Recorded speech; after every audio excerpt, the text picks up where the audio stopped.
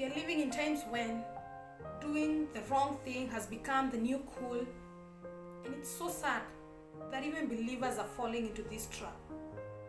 And for what? For likes, followers, maybe subscribers? Let me shock you. Most of the people who follow you on Instagram or whatever social media platform don't even know you. And it's so sad they don't even care. And you don't rest. You run up and down trying to please people who don't care about your emotional well-being or anything else whatsoever. And like I said, it's sad that believers are falling into this trap. You diversify from what God has called you to do simply because it doesn't have many people who like it, simply because it doesn't feel like what the word needs. The word doesn't want you to do that. Society wants to put you in this place like you have to be doing this and this for you to get this and this. You are only after trending and all those other things, and you forget that you're here for a purpose. You forget you have to align yourself with what God brought you to this world to do. If God has called you to cook with everything in you. If He has called you to make motivational videos, make them. If He has called you to do cleaning videos, do them. But don't do what everybody else wants you to do. And diversify from the calling of God in your life, or diversify from your purpose simply because you want to trend or do all those other things. And in this channel is a channel where we tell the truth. Because before I started this channel, it is based on the Bible and the book that says that you shall know the truth, and the truth shall set you free. So, truth is truth, even if nobody is doing it or telling it, and lies or evil is evil, even if everybody else is doing it or telling it. My name is Esther Njao. Welcome back again to my channel. I'm delighted to have you. Subscribe if you haven't. Like, share, and comment down below, and tell a friend to tell another one to join this family. We are all about the truth. We are all about overcoming everyday challenges based on the Word of God. So enjoy this video. Karibu sana.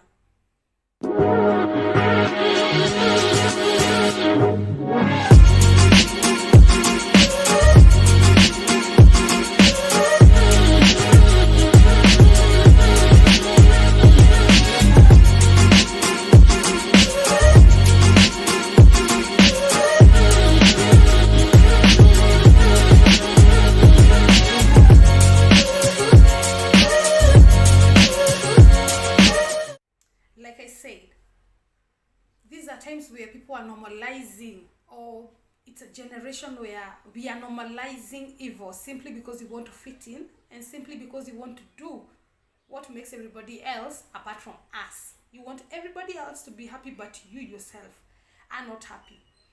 My today's video is one that is maybe most of the people are in that situation right now, maybe have come out of that situation but are still hurting.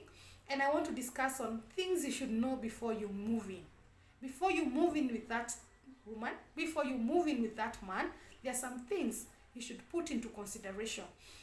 And without any further ado, let me jump straight to the points that I'm going to share with you, or some of the things that I would like for you to understand before you make that step. Now, my number one point is that moving in together is not a relationship. There's no any relationship called moving in together. If your relationship does not have a definition, someone is using the other person. If you don't have a definition of your relationship, someone is being used. The guy is either using the lady, or the lady is using the guy. So if there is no definition, if you ask yourself, what is this? You have to have a definition. You're either single, you're either engaged, you're either married, you're either divorced, you're either separated. Okay, divorced and separated are the same thing. No, separation and divorce is not the same thing. You're either separated, but you cannot say that we are living together. Living together is who? Living together how? You're just giving this other person some benefits that they don't qualify for. And at the end of the day, you're going to get hurt. At the end of the day, you're going to regret. Because I keep saying this. You can waste money and get money back, but once you waste time, you can never get that time back. So my point number one, if your relationship doesn't have a definition, you are one party is using the other party. And my point number two, know what is required of you at each step of that relationship. This is what I mean by by that point, that when you're a friend, when you become friends, because you just don't meet and start dating. If you do that, good for you, and maybe, I don't know, I've never heard of that. If you start dating, if you meet a person, they first become your friend.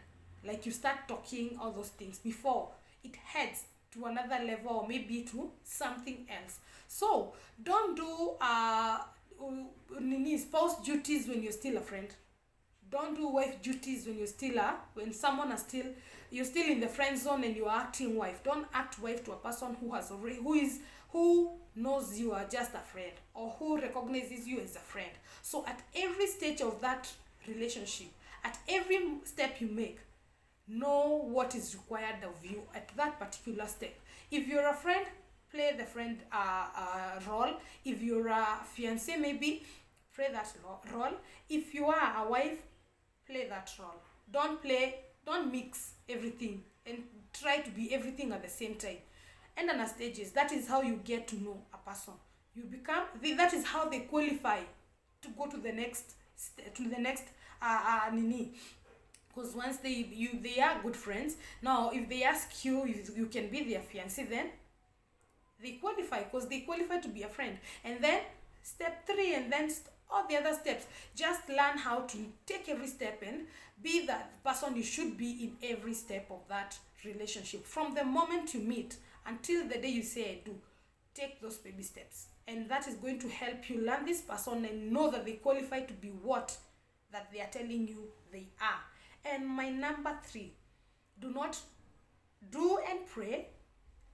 You should pray and do. Sijui kama umenielewa hapo, nataka uelewe vizuri. Don't do and then pray. Pray and then do. Like, you find most people, ile time amefanya vitu peke yake, hakuuliza mtu, and then when things have, now they are so yani zimemlemea, yani nothing is working, that's when now they start praying. It's not that they didn't know how to pray, no, they knew how to pray, but because of that pipes are could move in, kufanya nini, ati we want to do all these things, you just, hizo feelings za those fast feelings, they lead you into not even concentrating on asking God if you're doing the right thing, and you get into something that even getting out of that thing, some people even die. You not make it. You get into a relationship without knowing that will be the cause of your death, or that will be the cause of the death of your children. Because we've heard in the news, it's all over the news. A woman killed 3 children, a woman killed 5 children, a woman did this, a man killed all his family members and killed himself. It's everywhere in the news. You can hear it. You can hear of it. You know people who have gone through it. You have heard of people who have gone through it. So before you walk in, why don't you just pray, wait and enjoy? Don't do and then usifanye vitu venye zimeanza huko nyuma. Actually, the Bible says you commit all your plans to God and they shall succeed. It does not say you do and then commit. It says you commit and then you commit your plans and then they will succeed. It does not say the other way around. So my point number 3, don't do and pray. Pray and do. And my point number 4, don't waste your time on someone you are not sure of. Don't you waste your time on someone you're not sure of. At you just move simply because you met maybe on social media, or I don't know where, anywhere, you can meet anywhere.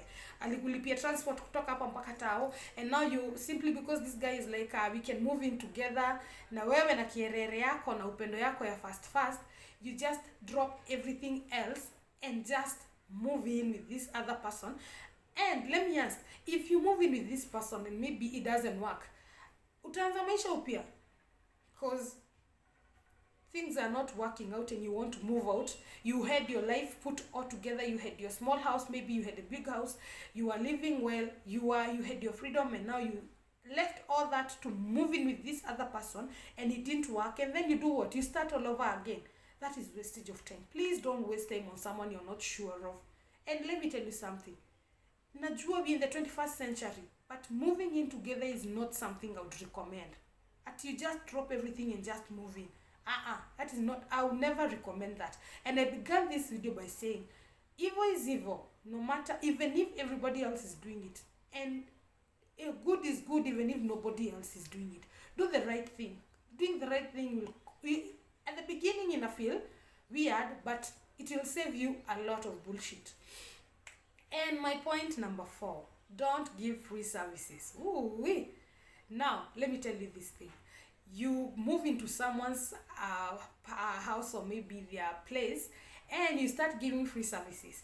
You clean their clothes, you cook for them, you have sex with them, you're doing all those things, And as a guy, you take this chick to school, unamueducate, unampeleka nini, unajengea mpaka mamake, and that person is not even aja qualify kufika stage ya hiyo nini. Like I said in the beginning, let every stage, wacha kila stage, the stage is a stage, let the first stage qualify their person to go to the next stage.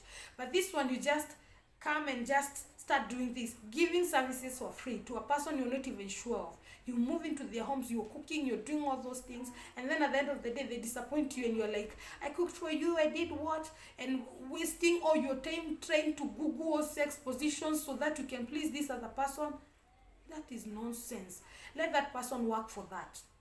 Let them qualify to have that, because at the end of the day, when they qualify to have that, you're not going to feel used.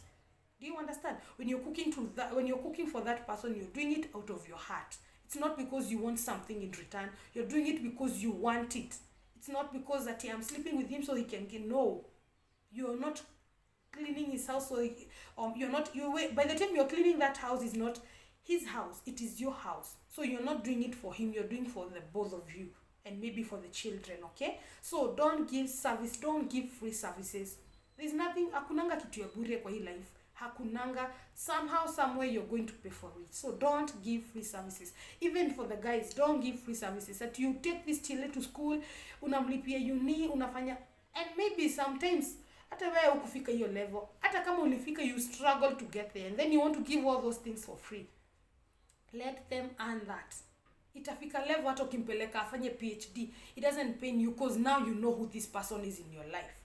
But from at the beginning, don't go doing all those things for people you're not sure of where you're headed. Number 6, don't disclose your finances or apply loans for people for a boyfriend. I saw something on TikTok. A lady complaining that she took a loan for a guy of 500k and the guy used that money to pay dowry for another chick. What are you doing to yourself? Why are you doing that to yourself? Why are you disclosing your finances even before you get to know this person? And let me tell you something. The moment you start disclosing your finances to someone, they are going to like you for what you've said. It's not for it's not for you. They're not going to love you for you. They're going to love you for what you. Zieke chini ya maji, wache mtoto awacha sijue. Don't let your girlfriend you just met 2 days ago, now she even have your bank pin, your M-Pesa pin. Now she knows your balance, he knows your balances. Everything about your finances are so open that they can tell. They are going to be there for what they have seen. It's not for what you are or what you can offer, maybe emotionally and all those things. They are going to be there for umeonyesha kuna do this guy is going to stick there because of that money. Hiyo do ikiisha ata left, that chick is going to be there because of that money. Once you don't have that money, this chick is going to leave you. So I prefer keep your finances a secret. And usichukulie mtu loan, be it a guy, be it a chick. If you're a guy, usichukulie dem loan. If you're a lady, usichukulie uchali loan. You've not reached that point, and you will never reach that point. Even as a husband and wife, musema hivi, yes, you can support your husband when it comes to all those loans, because now you're one, but you should be very careful before you get to that point. Naelewa, it's not something that you wake up one morning and decide to do. Shit happens, and things can come, zinaweza kufuata even when you wonder what you're doing. You are in debt and this guy left you. You're in debt and this chick left you. That's why you find people killing each other. Kwa nini? Because you're in pain. He left me for this, she left me for this, and I did this and this and this for that person. Don't do that. Usichukulie mtu loan. Wacha mtu achukue na jina yake, kenye anataka kufanya afanye na vitu zake. If you have a good place you can recommend for them to apply for that loan, that is the only way you can assist at that particular moment. But you applying for that loan and handing over that money to another person, you're killing yourself before time. Don't do that to yourself. Usijaribu. Loans, don't do that. Don't disclose all those things before you are sure who this person is in your life. And number 7, never allow a man to move in your house. Never. Capitals, in caps. Hiyo sentence yote uweke in capital letters. Never ever. No, read my lips. Never allow any man to move in your house. And this is why a real man will never move into a lady's house. It doesn't matter. Nawasikia venye mnasema, lakini let me tell you, a real man will never move into a lady's house.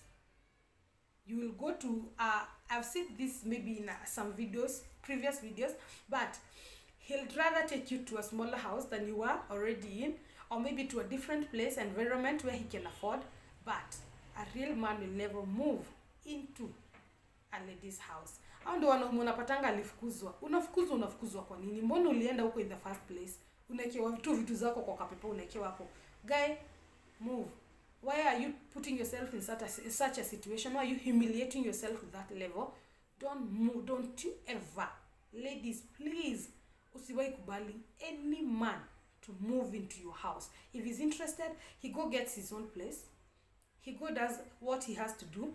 And then maybe when you get married, that is when you can decide, this is your home, this is my home, and you can decide to move in either of the houses. But I know for sure, a real man will not even move into that house. He'll ask you to get another house somewhere else so you can move into a new environment, because they would like to have that ownership.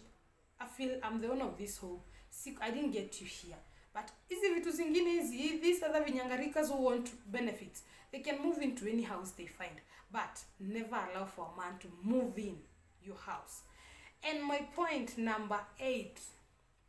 By the way, I'm not saying that these moving in relationships don't work.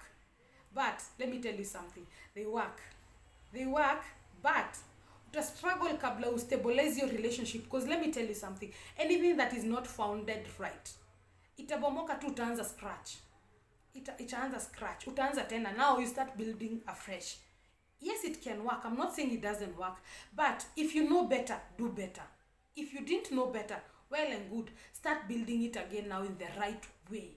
Yes, they work, but it's going to take you. Let me tell you something. The children of Israel, it took them 40 years in the wilderness. But the Bible says that journey that they took 40 years to cover, they could have taken 40 days. Because they didn't do what God was asking them to do. When God says do this and you do, it's going to shorten the times. It's going to shorten the time of your struggles, or maybe whatever you could have gone wrong. But if you decide to do otherwise, it's going to happen, yes, but it's going to take you a long time. And it's going to cost you a lot of pain and a lot of struggles. So why don't you just do the right thing and save time? Why don't you just do the right thing and enjoy it? Because hizi headaches zote, kwanza tena umejenga nyumba iko hivi imesimama, and then again pap chini unaanza tena. Why would you subject yourself to such a situation or such a thing? So you just do it right from the word go. Do it right, because you're going to enjoy this person. And this person, you're going to learn this person from the beginning, and you're going to save so much heart and so much of the things that you could have known. It's like ni kama doing an exam, upewe leakage exam, ama ufanye exam and then you're doing an exam and then studying for exam later. Unaelewa? Instead of you studying for the exam and then doing it. So you are doing the other way around. Unafanya mtihani, you know when an exam gets you off guard. Kama cut, unaenda tu cut, mnafungua tu shule hivi unaambiwa kuna cut. You're like, oh God, hujawahi guza kitabu kutoka mfungi ya shule. And then it's not like when you're doing the midterm exams, you know they are coming and you prepare for them. They are very different. Those are two different things. So at urge, get to know this person first. Hata kama mtafanya harusi ya church, si lazima, do what you can afford. Do what you can afford. By the end of the day, do it right. Do it right. And my last point, Dating gives you an opportunity to learn this person. Do you understand? Learning this person, si hivyo tu kulearn. You know, when you're dating a person, you are ready, you can tell what you can work with. You can tell what you can handle. Unaelewa? You know you can handle this for the rest of your life if this person decides never to change, or if this person never changes. When you're dating now, you know he does this and I can handle this. He does this, I can do this. He is this, I can do this. She does this, I can, I used to speak very loudly. Okay, to date I still speak like that, but even if I speak loudly, me haimanishangi I'm rude. Like, I can shout and I'm just calm. Okay, I don't know whether I'm just trying to communicate, but then volume yangu iko 180. Mi haki machine ya the volume that kanini knob ya volume yangu ilikatika, so inakuanga tu iko high. So my husband understands. That is how I speak. I'm not rude, I'm not commanding, I'm just communicating. Is he ready to deal with that for the rest of his life? Yes, he is. Am I ready to deal with his weaknesses forever in his life? Yes, I am. That is why you need that time. Hiyo time ya kwanza ujue, can I handle this for the rest of my life? Dating si ujinga, by the way. Dating si eti you're wasting your time. You're trying to figure out what you can pick, what you can. When you're dating is when you can tell me this behavior I cannot handle this, and because of that I'm not going to take it to the next level because I can do this and this and that. So take your dating very, very serious. And you follow all those things. Imagine hautakuwa na heartbreaks. Utakuwa unasikia heartbreak, unaenda kugugu heartbreak ni nini? You don't even have an idea what a heartbreak is, because you do it right. Don't wait until you're like umekwama huko chini ndio unaanza kufikiria I could have done this, I could have done this. No, do the right thing from the beginning. And like I said when I began this video, truth is truth even if nobody else is telling it or doing it. And lies are lies even if everybody else is doing it. Thank you so much for watching this video. I hope it's helpful to you and to someone that you know. Share it with a friend, share it with someone you know is going through a situation, is moving in or has already moved in. If you, by the way, come on, move in, move out. In the opposite, if you moved in, please move out. Do it right. And uanze tu vizuri. Thank me later. I love you so much and I hope to see you on my next one. Bye bye.